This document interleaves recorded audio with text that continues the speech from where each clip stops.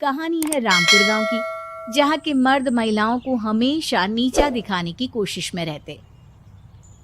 अरे अभी तक खाना नहीं आया क्या? मुझे एक और शादी करने की जरूरत है। नहीं जी नहीं, ऐसा मत करना, वरना मैं कहाँ जाऊंगी। खाना लेकर मैं अभी आई जी।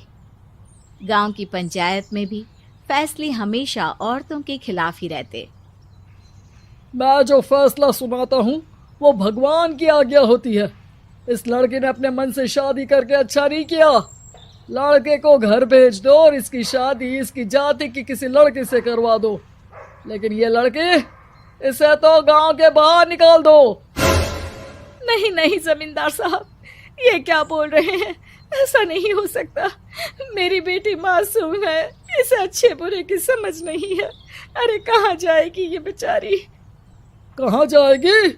इतनी चिंता है तो पूरे परिवार का गांव निकाला कर देते हैं। बेचारे पूरे बसे बसाए परिवार को गांव छोड़ना पड़ता है। चाहे जो हो, अगर बेटियों को कंट्रोल नहीं कर सकते तो गांव में रहने का कोई मतलब नहीं है। यहाँ औरतों को दब कर रहना होगा। कोई भी अपने हिसाब से कुछ नहीं कर सकता, सब ईश्वर की मर्जी से ही होगा। तभी गांव का एक आदमी दौड़ा दौड़ा आता है। सरपंच साहब, जमींदार साहब, वो कालिया है ना, उसकी बेटी पढ़ने के लिए शहर जा रही है। अच्छा, ये कब हो गया? और कालिया की हिम्मत कैसे हो गई ऐसा करने की? लेकर आओ उसे और उसकी बेटी को। बस फिर क्या था, हाजिर हो जाते हैं कालिया और उसकी बेटी सरपंच के सामने। अरे कालिया, ये क्या सुनने में आ रहा है? बेटी को इंजीनियर बना रहा है तू? और ये बता, गांव में तो स्कूल नहीं है, फिर कहां से इतनी क्लास पास कर गई तेरी बेटी? राधा, जो कि कालिया की बेटी है, उसे लगता है कि सरपंच उसकी तारीफ कर रहे हैं।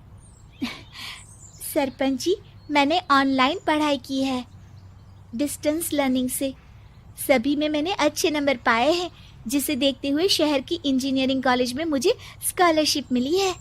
वाह जी वाह, क्या होती है ये? पहले तो ये बताओ, फिर आगे की बात करते हैं। पूरा गांव राधा की बात सुन रहा था और राधा बोलती जा रही थी। तो ऐसे मैं फ्री में एक अच्छी शिक्षा लेकर गांव में जो कुछ परेशानियां हैं, जैसे बिजली, पानी और इंटरनेट जैसी समस्याओं के लिए काम करूंगी। मैं गांव को शहर से जोड़ने के लिए पुल का निर्माण करवाने का प्रस्ताव रखूंगी। मुझे पूरी उम्मीद है कि जल्द ही हमारा गांव भी तरक्की की राह पर चल पड़ेगा। राधा की बात सुनकर सारे गांव वाले ताली बजाने लगते हैं।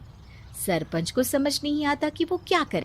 चुप रह नादान लड़की, गांव के खिलाफ जाने के लिए तुझे गांव से बेदखल कर दिया जाएगा, वो भी पूरे परिवार के साथ। और हाँ, अगर ठीक से गांव में रहना चाहती है तो ये पढ़ाई लिखाई छोड़ दे। हम तेरे लिए गांव का कोई होनहार लड़का देखेंगे। तभी गांव का एक आदमी बोल पड़ता है। अरे नहीं नहीं सरपंच जी, राधा बिटिया जो बता रही है, अगर वैसा हो जाए तो हम लोगों को पैसा कमाने के लिए बाहर नहीं जाना पड़ेगा। हाँ जी, और ना ही कोसों दूर पानी के लिए भटकना पड़ेगा। हमारे बच्चे भी अच्छी पढ़ाई कर सकेंगे और आगे बढ़ेंगे, ना कि हमारी तरह खेती करते बैठेंगे। क्यों गांव वालों, राधा बिटिया का साथ देना चाहिए ना। सरपंच देखता है कि गांव राधा के साथ है तो वो चुप हो जाता है। वो घर आकर अपने सलाहकार से बात करता है, जो बहुत ही चालाक किस्म का इंसान होता है। अरे सरपंच साहब, आपको बहुत ही होशियारी से काम लेना पड़ेगा। एक बार गांव तरक्की